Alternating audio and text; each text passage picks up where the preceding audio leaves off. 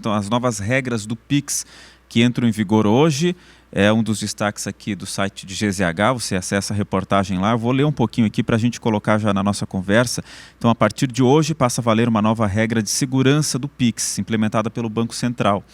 A mudança busca acelerar a devolução de valores em casos de fraude, golpes ou coerção, além de tornar mais eficiente o rastreamento de transferências suspeitas. A principal alteração está no prazo para o dinheiro voltar à conta da vítima. Olha só que interessante essa mudança aqui. Com o novo modelo, a expectativa é que a devolução ocorra em cerca de 11 dias após a contestação, reduzindo o tempo de espera enfrentado até então por quem cai em golpes. O novo mecanismo, então, é chamado de Mecanismo Especial de Devolução, recurso utilizado para bloquear e recuperar valores transferidos de forma irregular. A principal novidade é o bloqueio automático das contas que receberem denúncias de fraude. Antes, a conta suspeita passava por uma análise prévia. Agora, o bloqueio ocorre imediatamente e a investigação vem na sequência. Segundo o Banco Central, a medida evita a rápida dispersão do dinheiro para diferentes contas, prática comum em golpes e que dificultava o rastreamento dos valores. Segundo o Banco Central, a medida evita... E com o reforço das tecnologias de segurança, o acompanhamento do caminho do dinheiro passa a ser mais ágil e praticamente em tempo real. Outro avanço está na comunicação entre instituições financeiras e órgãos de segurança, que será quase instantânea. A expectativa é que a atualização reduz em até 40% o número de fraudes consideradas bem-sucedidas. Além disso, os bancos deverão adotar critérios mais rigorosos para identificar transações suspeitas e interromper operações com indícios de fraude. O objetivo é fortalecer o sistema de segurança do Pix por meio de procedimentos integrados coordenados pelo Banco Central. Bom, vamos tentar entender melhor isso aqui, porque o que a gente tinha até então, né, é que esse dinheiro era transferido por meio de um Pix para o golpista, seja lá qual for o golpe, a pessoa acabava fazendo essa transferência e rapidamente esse dinheiro sumia porque o golpista já pegava, já mandava para outro. A partir do momento desse novo sistema, dessa nova regra, me parece que vai ser mais difícil o golpista receber muitas quantias, porque a partir do momento em que essa conta é notificada como suspeita, ela passa a ser bloqueada, não investigada, e enquanto isso vai recebendo o dinheiro, né, porque é feito em escala, e também um maior controle do rastreio desse dinheiro, porque esse dinheiro cai na conta de um laranja e é passado para outro lugar. Em resumo, é isso, uma ajuda para conseguir tentar recuperar o dinheiro da vítima, é isso, delegado? Vamos lá então, Léo, para compreender isso, a gente precisa fazer acompanhar um pouco do histórico. Quando a gente fala em aumento dos crimes cibernéticos, dos estelionatos virtuais, nós citamos como motivadores desse aumento o incremento das políticas de segurança contra os crimes violentos, a mudança da cultura e o avanço da tecnologia são fenômenos que motivaram a migração dos crimes da vida real para o ambiente virtual. Mas, aqui no Brasil, e especialmente aqui no Brasil, nós temos que citar um fenômeno muito importante que aconteceu ali por 2020. E é muito comum que as pessoas apontem a pandemia, né, do Covid como um motivador desse incremento dos crimes virtuais. Mas, na verdade, junto com a pandemia, nós tivemos a criação de normas que flexibilizaram o nosso sistema financeiro. Normas que deram maior competitividade, né, obviamente, que foram impulsionadas pelo mercado, que são a criação do modelo de pagamento por Pix. Ali por 2020 a gente tem uma resolução que cria o Pix. E, ao mesmo tempo, nós temos resoluções entre 2020 e 2021 que abrem e flexibilizam as normas para a criação das instituições de pagamento, né? São intermediadores entre quem quer vender e quem quer comprar no ambiente virtual. São as chamadas gateways de pagamento. Então, a criação dessas estruturas deram maior competitividade às vendas virtuais, ao mercado virtual. Porém, ao mesmo tempo que criaram essas facilidades, elas abriram janelas enormes de oportunidade. Então, a gente tem uma crescente dos crimes, dos estelionatos virtuais, exponencial entre 2020 e 2025. Os crimes virtuais, os estelionatos, as fraudes eletrônicas aumentaram muito nesses 5 anos, muito, né? Não só aqui no estado do Rio Grande do Sul, mas em todo o Brasil. E, especialmente, esses aumentos eles têm relação muito grande com a flexibilização dessas normas. E aí, no ano de 2025, especialmente depois da Operação Carbono Oculto, o Banco Central, a Receita Federal, a FEBRABAN, editaram normas para frear, deram um passo atrás e fortaleceram o sistema regulatório. O Banco Central, em especial, editou 3 resoluções que eu reputo muito boas, a Resolução 475, a Resolução 493 e a Resolução 501 de 2025, criaram o BC Protege Mais, fortaleceram o MED, porque o MED ele já existe, ele não é novo, ele já existia, mas ele retroagia apenas na conta do primeiro destinatário desses valores, o que a gente sabe que não é eficiente, porque o dinheiro é pulverizado muito rapidamente. E aí a Resolução 493 ele amplia esse potencial de regresso do MED, ele faz com que os bancos possam buscar em contas para onde foram transferidos os valores.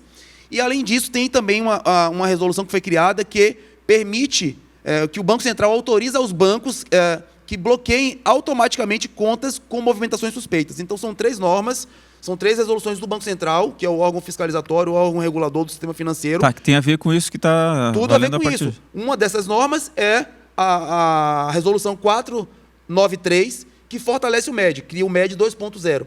Esse MED 2.0 nos permite aí, fazer uma busca ativa para onde esses valores foram transferidos. Tá, isso é muito importante, esse ponto, delegado, porque a gente tinha até então a ideia de que, feito o Pix para a conta do golpista, do Laranja, esse dinheiro sumia e me parecia impossível de rastrear. Isso muda, então. O golpista criou uma conta laranja ali para receber o dinheiro da vítima, mas quando ele transferir esse dinheiro para uma outra conta, esse dinheiro vai ser mais facilmente rastreado. Você falou 2 coisas aí, Léo. Primeiro, contas laranjas. O Banco Central, através da Resolução 475, criou o BC Protege Mais. O BC Protege Mais permite ao usuário do sistema financeiro bloquear a abertura de novas contas em seu nome. Eu habilito essa função através do site do Banco Central, desde que eu tenha um GovBR prata ou ouro, eu entro no site do Banco Central e habilito essa função, BC Protege Mais. Ele faz com que ele veda a abertura de novas contas em meu nome. Então, eu acabo com as contas laranjas. Tá, mas aí, se eu quiser abrir uma conta mesmo, como é que faz? Aí você tem que desbloquear. Você vai ter que entrar no aplicativo novamente, desbloquear, abrir sua conta, voltar no aplicativo e bloquear novamente para que outras pessoas não abram uma conta em seu nome. Mas isso é para impedir que abram uma conta no meu nome ou dificultar um pouco a vida do golpista. Isso, exatamente. Isso é um ponto. Mas eu tenho o rastreio do dinheiro também. Então, esse é o primeiro mecanismo. A proibição de abertura de novas contas, ele nos ajuda, porque não vai ter a conta laranja para fazer as transferências dos valores. Mas convenhamos, né, delegado? Sim, essas contas laranjas muitas vezes são abertas em nomes, talvez, de pessoas mais humildes que não têm nem ideia de como fazer esse bloqueio. Prato ouro. Que precisa, tem que ser prato difícil, ouro. Como é que vai ser? Você tem razão. E o MED 2.0, que é a partir da Resolução 493, ele permite aos bancos, especialmente o banco que recebeu o valor, o banco de onde saiu o valor, ele solicita para o banco destinatário para verificar para onde aquele valor foi transferido posteriormente. Então, a gente vai fazer uma busca às sucessivas transações posteriormente à primeira conta que recebeu aquele valor. Tá, mas como a doutora Diné fala aqui, vamos lá, por exemplo, então, tá? Caí num golpe. Acabei transferindo R$1.000 lá para a conta do golpista. Me dei conta, foi um golpe, não era para ter transferido. Foi pelo Banco X. Entro em contato com o Banco X, é isso? Primeiro, eu sempre falo para todo mundo que me procura pedindo orientação. A primeira providência é fazer o MED. Essa é a primeira... O que é fazer o MED? Hoje os bancos têm, dentro do próprio aplicativo, a possibilidade de fazer esse acionamento do MED, que é o Mecanismo Eletrônico de Devolução. Então, se você percebeu, fui vítima de um golpe, tá. A primeira coisa, você entra no seu aplicativo e procura o local para contestar aquela transação. Como é que aparece isso no aplicativo? Quais as formas? Contestação. Contestação do Pix. Contestação do Pix. Isso tem que estar ali. Cada banco vai ter o seu ali, mas é a contestação do Pix. Você vai procurar algo nesse sentido, de contestar o Pix que foi feito. Tá, percebi que caí no golpe. Entro no aplicativo rapidamente ali e procuro contestação do Pix. Aí vai abrir o que ali? Ali você vai abrir um campo para eu escrever. Vai apontar qual é a transação específica e vai falar o motivo, o golpe, foi vítima de golpe. E o banco vai tomar as providências que são necessárias para rastrear para onde aquele valor foi transferido. Tá, eu faço isso, mas não preciso ligar para o banco, não adianta Hoje muito. é feito através do aplicativo. Tá, e aí, bom, fiz isso. Aí eu aguardo um retorno do banco. Aguarda o retorno do banco. Lógico, pode fazer contato com o seu gerente para já deixar avisado que foi vítima de um golpe, fez o acionamento do MED e que tem aquela solicitação em aberto ali no banco. Tá, e posso fazer um registro de boletim de ocorrência online mesmo ali? Essa é a segunda providência. Eu Tá. sempre digo, a primeira providência é o MED, buscar o dinheiro. Depois a gente faz o registro da ocorrência, que é muito importante.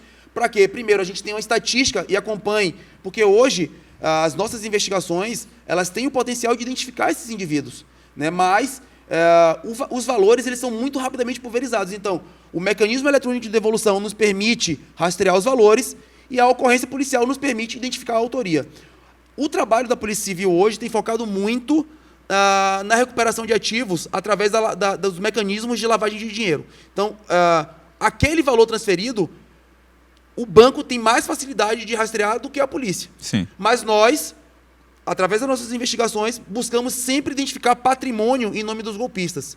O patrimônio dos golpistas vai responder posteriormente. Mas, lógico, aqueles valores que foram bloqueados estão disponíveis para a justiça, eles só vão ser revertidos em favor da vítima após o trânsito julgado da ação. E esse mecanismo de devolução ali no aplicativo, se o banco disser que não vai devolver, e aí? Aí perdeu. Vai ter uma investigação, né? E muitas vezes é importante deixar claro, se você fez um Pix errado, fez um pagamento errado, não pode usar esse mecanismo para devolução. Isso é só para fraude, golpe. Exatamente, irregularidades graves dessa natureza. Você me atrapalhei, fiz um pagamento errado, fiz um Pix errado, ele não pode ser utilizado para essa finalidade, vai ser indeferido. Mas e aí, se a pessoa caiu no golpe e acionou esse mecanismo e ele negou? Pode acontecer. Talvez negar ele não vai, talvez ele não foi capaz de rastrear efetivamente. A gente espera. Mas talvez a partir dessa nova regra seja mais fácil. Isso, porque até ontem, até o mês de janeiro, né, a gente estava no MED 1.0, o MED básico. E ele buscava apenas na primeira conta. Então a regra era que o banco informasse que não tem mais valor naquela conta destinatária. Hoje, com esse mecanismo 2.0, a gente espera que o banco tenha a capacidade de rastrear entre as várias contas posteriores. Sim. Mas isso, quem caiu no golpe antes dessa regra, fica mais difícil agora. Já não vai funcionar. É a partir de novos golpes agora. Não, e outra que eu acho que é muito importante também, é claro, a gente tem que comemorar, se recebeu com muito entusiasmo essa notícia, e o próprio nome 2.0.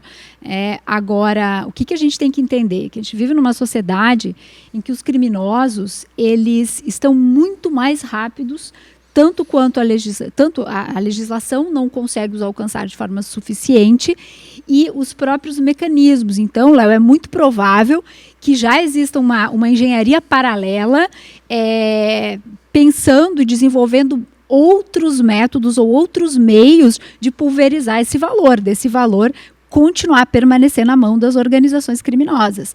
Então, por isso que nunca se pode atuar de forma preventiva somente com uma frente, que é, por exemplo, a frente governamental. Por isso que é importante esse espaço que a gente está tendo, as instituições civis, a sociedade civil, as instituições públicas, as academias, as escolas, educação financeira, prevenção. Quanto antes nós conseguirmos conscientizar da importância da não confiança, não confie, desconfie, parta da desconfiança, parta desconfiando sempre.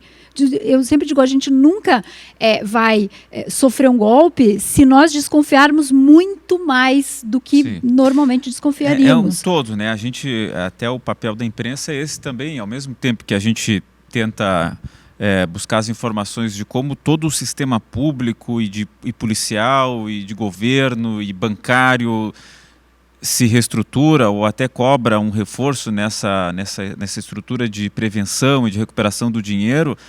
Ao mesmo tempo que a gente faz isso, a gente também busca a educação das pessoas, né? Porque, claro, de forma alguma aqui, culpar a vítima, mas de fazer com que a pessoa não seja vítima, de busque o máximo possível de informações para que não caia na lábia. Eu